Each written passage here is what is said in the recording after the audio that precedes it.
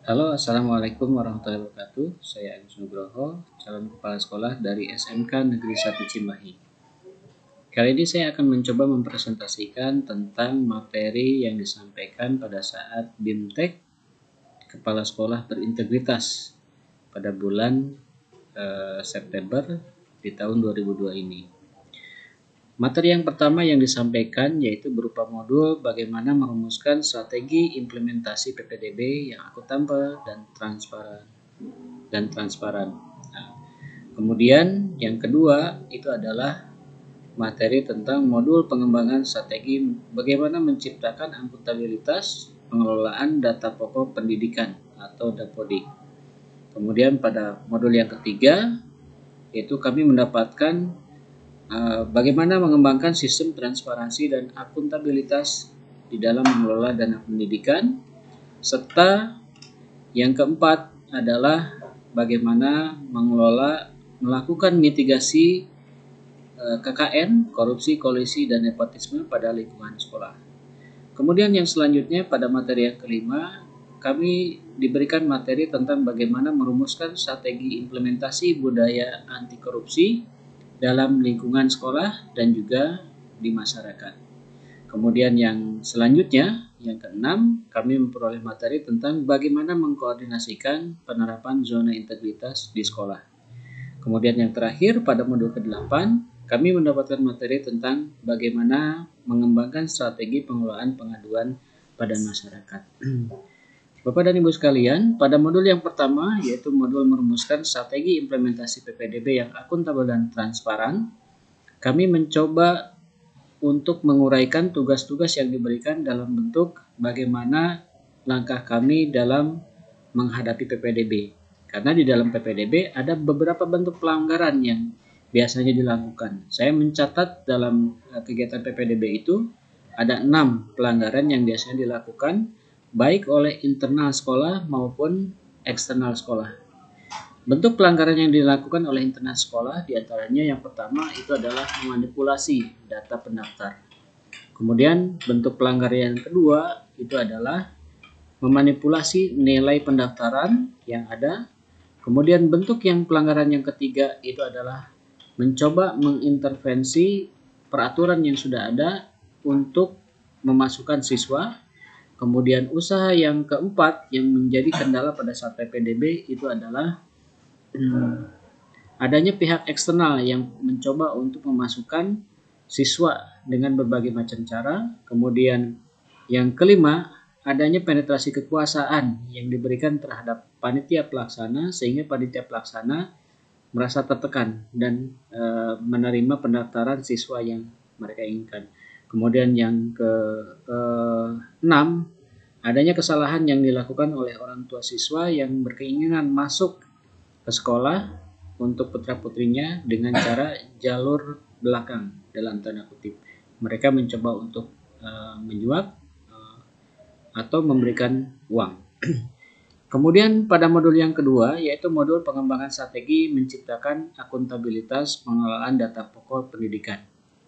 Jadi pada modul yang kedua ini kami diberikan strategi bagaimana mengelola dapodik di sekolah sehingga dapodik yang dihasilkan nanti merupakan dapodik yang mempunyai tingkat validitas yang tinggi sesuai dengan data yang dimiliki oleh sekolah. Sebagai contoh adalah bagaimana kita juga bisa menciptakan suasana yang nyaman dan aman terhadap pengelola dapodik atau yang menjadi operator dapodik. Pada materi yang ketiga yaitu pengembangan sistem transparansi dan akuntabilitas dana pendidikan, kami diminta untuk bisa menguraikan kira-kira skala prioritas dana apa saja yang bisa digunakan di tengah keterbatasan dana yang dimiliki oleh sekolah. Untuk itu, analisis dari calon kepala sekolah harus mempunyai data yang baik sehingga perencanaan untuk penggunaan dana sekolah bisa digunakan sesuai dengan ketentuan yang berlaku dan tidak melanggar. Kemudian pada materi yang keempat yaitu modul bagaimana melakukan mitigasi KKN pada lingkungan sekolah, diantaranya adalah ada empat yang harus dilakukan.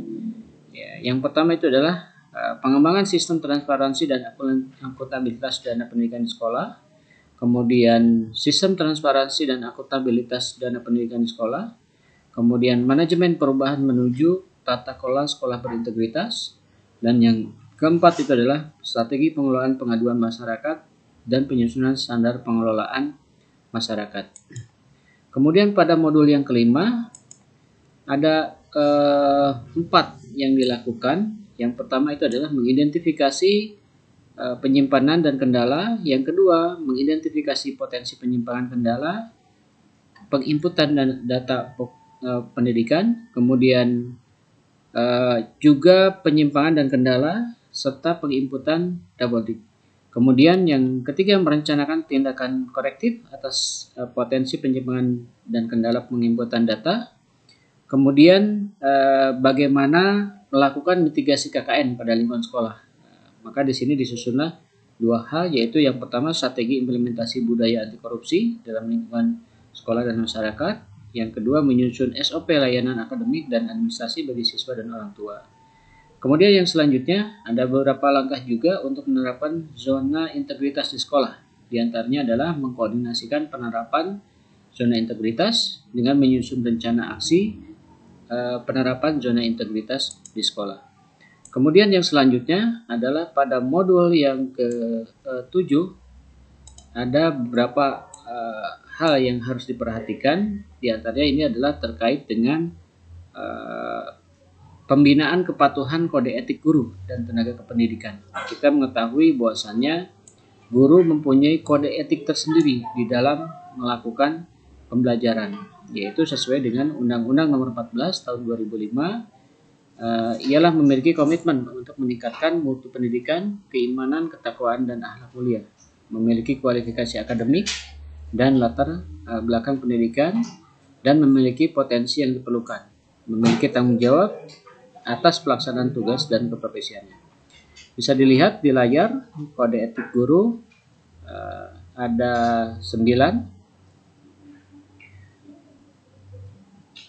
Kemudian yang selanjutnya, selain memperhatikan refleksi tentang sistem transparansi dan akuntabilitas pengawasan dana pendidikan sekolah, serta penyusunan SOP pelaksanaan audit internal, juga ada lanjutan refleksi tentang sistem transparansi akuntabilitas dana pendidikan di sekolah. Artinya, sekolah tetap harus waspada tentang potensi-potensi dana di mana memiliki penyimpangan. Kemudian juga sekolah mempunyai rencana tindak penerapan zona integritas di sekolah, dan selanjutnya ada implementasi pembelajaran anti korupsi yang dilaksanakan dalam kegiatan intra dan ekstra sekolah. Jadi pada kurikulum mata pelajaran maupun pada penyusunan kebijakan khusus berupa SOP. Kemudian yang selanjutnya, yang terakhir itu adalah pada modul pengembangan strategi pengelolaan pengaduan masyarakat. Jadi pada modul ini setiap sekolah diharapkan mempunyai standar pengelolaan pengaduan masyarakat, sehingga ketika ada pengaduan masyarakat, maka semua pengaduan tersebut bisa tertangani dalam waktu yang tepat dan juga efektif. Demikianlah presentasi dari saya terkait dengan uraian resume kegiatan BIMTEK Kepala Sekolah Berintegritas tahun 2022. Terima kasih. Assalamualaikum warahmatullahi wabarakatuh.